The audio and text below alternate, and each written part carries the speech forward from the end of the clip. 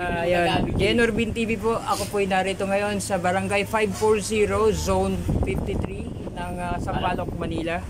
Ako po ay nagpapasalamat sa inyong chairman dito sa mabilis po ninyong aksyon. At kay Kagawad, ano po? Carmen Janko. Carmen Janko. Kagawad, maraming salamat po sa mabilis po ninyong aksyon. Okay. Ako po'y taga Muntinlupa. Sa Barangay 540, walang problema. Opo. Na talaga. Opo. Thank you po. Kasi ang problema ko lang talaga, ID lang ho nung nagbenta sa akin. Yun ang kailangan ng LTO. Dahil sa sabi nga ho ng HPG LTO sa akin, dumiretso ka na sa barangay, magpa-assist ka. So, napakasarap po ng pakiramdam na malayo ng pinagalingan mo. Opo. Pagdating dito, na-action ang kagad. Opo. Salamat po sa inyo. Opo. Kay chairman po, ano pong pangalan ni chairman? Nonoy Tabuso. Ernesto Nonoy Tabuso. Tabuso? Oo.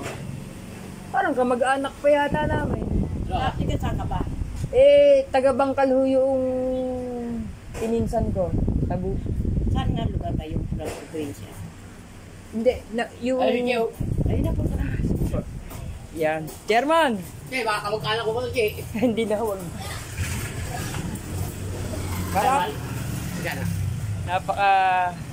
Sana ho'y makabalik ako rito at kuha. bawal kitchen. Naghuhugas. Nagpapasalamat po ako sa Barangay 540, Zone 53. Mayor Isko Moreno, napakasipag ng iyong kapitan dito sa 540. Salamat po sa mabilis na aksyon, Chairman. Opo, ito. Chairman, salamat to. Bagaman ako po'y buhat pa sa malayong lugar. Segundo lang ho. Mayor Isko, napakabuti ng iyong mga chairman. Partikular dito sa 540 Zone 53. Chairman, maraming salamat. Ano ang pangalan nun niyo?